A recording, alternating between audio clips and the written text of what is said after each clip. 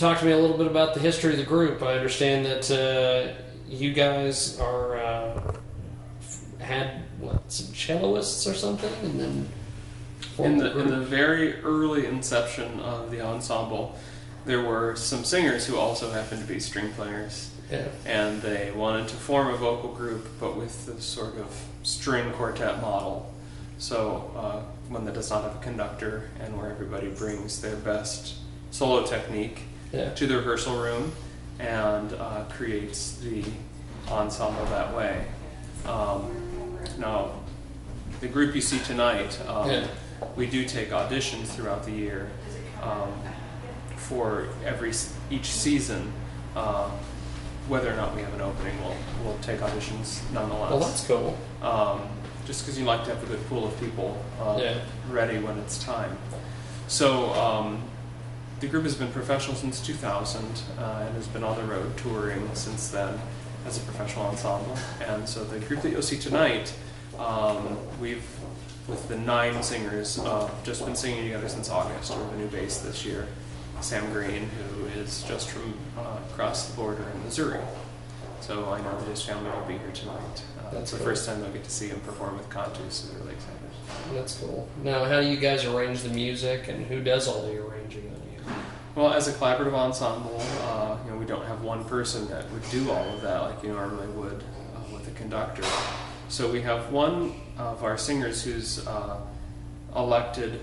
Actually, we elect 3 singers as the artistic council, and one of those 3 singers handles program facilitation. So we have meetings when we're back in Minneapolis, St. Paul, usually once a week, where we program together. We'll choose a theme, and then we use that theme to figure out the program.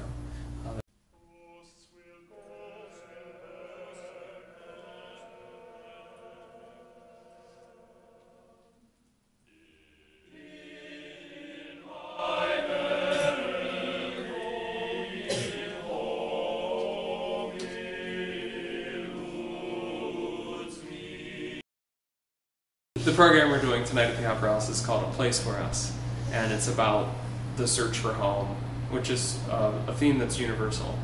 As a nation that is mainly made up of immigrants, it's something that all of us on some level should understand.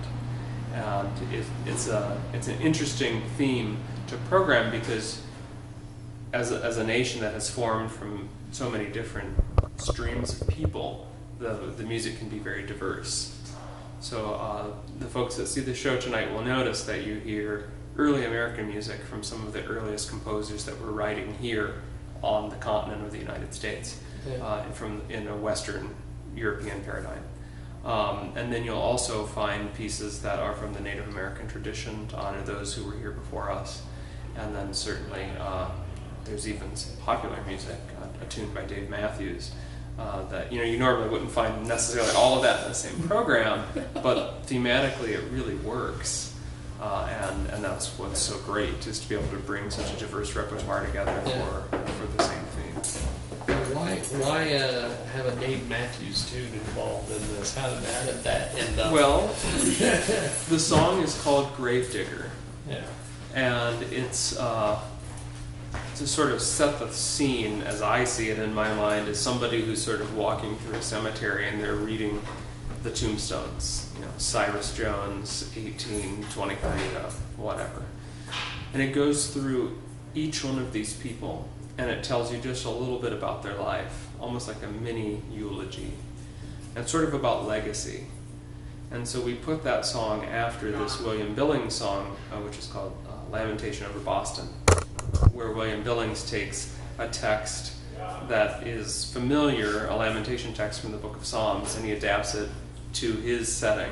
So instead of by the rivers of Babylon, it's by the rivers of Watertown, and we are Roxbury, and all of these towns that exist even modern day in Boston. So that song was written to commemorate the Boston Massacre, and so a lot of people lost their lives in that battle. And I think what we want to say there is, at what point did this group of immigrants living in what is now Massachusetts at what point did the switch turn, and they were no longer British colonists, but they were Americans who were willing to fight and potentially die, and that speaks to legacy. And this song Gravedigger, it's all about legacy. That's awesome. So it's really and it's a very classical arrangement of the tune. So no electric guitars or drums or anything, but I think it works brilliantly. And then we followed up with another old American hymn tune called Northport, which is about the life beyond mortal life. So it works. Now you guys maintain a schedule of around 70 live performances and 30 to 40 education outreach activities. What is your education and outreach activities like? Well, oftentimes when we come into a community, we'll have a chance to work with their high school choir, or if we're performing on a series at a university, we'll work with one of the ensembles there at the university as well. And then back home in the Twin Cities, we have a high school residency program where we are in residence with 3 Minnesota choirs every year, an urban school, a suburban school, and a rural school. So we visit them throughout the year, we give them a concert at the school, and then bring them all together eventually for a big festival and for a concert. So for that event, it's not just about working with contus, but it's also bringing students from very different walks of life together.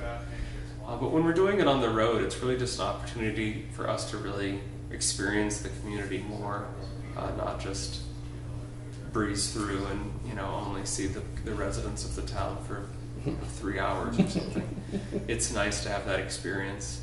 And also because I think all of us think back to high school and how meaningful that would have been for us if we would have had the chance to work with a group that is doing what someday we wanted to do. Yeah. Now you're a full-time touring ensemble. Where are some of the places that you guys cover? Do you do international gigs, or is it primarily United States? It is primarily in the United States, but we do tour internationally. Last year we were in Dubai, in the UAE, and in Oman. In Oman, in a beautiful new opera house that was built by the Sultan. Billions of dollars spent there. It was really spectacular. We've been to France and to West Africa, and of course we've been to Canada because we live in Minnesota, so that's really not much of a feat.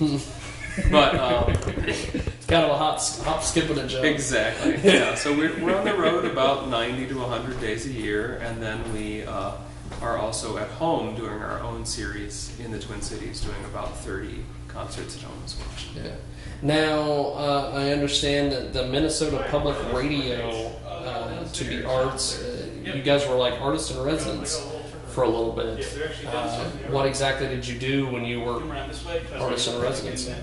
With Minnesota Public Radio and Performance Today? Well, mainly it consisted of a variety of performance opportunities. Some of those were on the radio, and some of those, I believe, are still up on Performance Today's website. You can go back in the archives and find them. And then also, it was an opportunity to specifically tour around Minnesota and maybe get to some of the communities, the smaller communities that we haven't had a chance to be in. And so that was really exciting to get to do that, especially with Minnesota Public Radio. They're broadcast throughout the entire state.